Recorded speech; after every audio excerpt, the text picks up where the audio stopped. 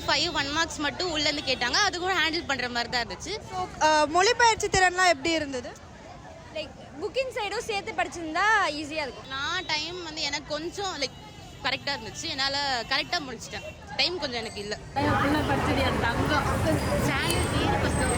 1-2 coaching academy.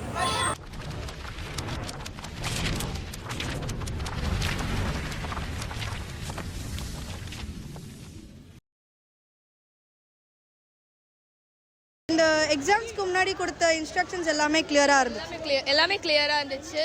கேட்ட question repeated questions தான் எல்லாமே வந்துச்சு. மனப்பாடம்லேருந்து எல்லாமே ஈஸியாக இருந்துச்சு. 1 வேர்ட்ஸ் மட்டும் கொஞ்சம் கஷ்டமாக இருந்துச்சு. மற்றபடி எல்லாமே ஈஸியாக இருந்துச்சு. 1 மார்க்ஸ் வந்து ஓகேவாக இருந்துச்சு.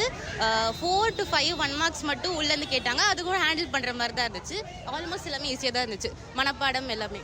புக் பேக் தான் மோஸ்ட்டாக கேட்டிருந்தாங்க. 2-3 தான் வெளியேருந்து கேட்டிருந்தாங்க. மொழிபெயர்ச்சி திறன்லாம் எப்படி இருந்தது? லைக் புக்கிங் சைடும் சேர்த்து படிச்சிருந்தா ஈஸியாக இருக்கும். ஸோ கொஸ்டின்ஸ் வந்து புக்கு உள்ளே இருந்து தான் வந்ததா? புக்கிலேருந்து வந்தது, புக்கு பேக்கும் வந்தது. ஆனால் மோஸ்ட்டாக புக்கிங் சைட் படித்தா ஈஸியாக இருக்கும். ரிப்பீட்டட் கொஸ்டின் பேப்பர்ஸ்லேருந்து கொஸ்டின்ஸ் வந்ததா? ரிப்பீட்டட்லேருந்து எனக்கு தெரிஞ்சு 1-2 தான் வந்துச்சு.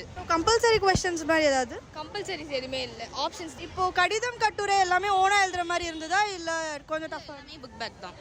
இல்லை ரிப்பீட்டட் தான். கடிதம் கட்டுரை எக்ஸ்ட்ரா அந்த மாதிரி எதுவும் ஓன் கொஸ்டின்ஸ் எதுவுமே கிடையாது. எல்லாமே புக் பேக் கொஸ்டின்ஸ் தான். மொழிபெயர்ச்சியில் எல்லாமே புக் பேக் தான். 1 வேர்ட்ஸ் மட்டும் உள்ளேருந்து 4 கேட்டிருக்காங்க. அந்த மாதிரி மற்றது எல்லாமே ஈஸி. ஸோ டைம் பத்துச்சா கொஸ்டின் பேப்பர் ஃபுல்லாக முடிக்கிறதுக்கு? நான் டைம் வந்து எனக்கு கொஞ்சம் கரெக்டாக இருந்துச்சு. என்னால் கரெக்டாக முடிச்சிட்டேன். டைம் கொஞ்சம் எனக்கு இல்லை.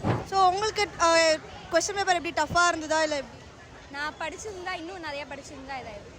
ஸோ உங்களுக்கு டைம் பத்துச்சா ஃபுல்லாக முடிக்க? இல்லை, நான் வந்து மோஸ்ட்டாக ஷார்ட்டாக தான் எழுதுனேன். இல்லை ஆக்சுவலி ஈஸியாக தான் இருந்துச்சு. பட் வந்துட்டு எல்லா ஆன்சர்ஸும் பெருசாக எழுதுகிற மாதிரி இருந்துச்சு. டைம் கொஞ்சம் 3.5 hours கொடுத்துருந்தாங்கன்னா எழுதியிருக்கலாம். 3 hours கொஞ்சம் கஷ்டமாக இருந்துச்சு. ஸோ கொஸ்டின் பேப்பரை வந்து 10க்கு நீங்கள் ரேட்டிங் கொடுக்கணும் அப்படின்னா என்ன கொடுப்பீங்க? 9. அவர் 7 கொடுப்பேன். நான் 7.5 8 கொடுப்பேன். 8 9 கொடுக்கலாம். ஸோ எதனால நான் ரிப்பீட்டட் ரிப்பீட்டட் மனப்பாடம் எல்லாமே ஈஸியாக இருந்ததுனால 9 கொடுக்கலாம்.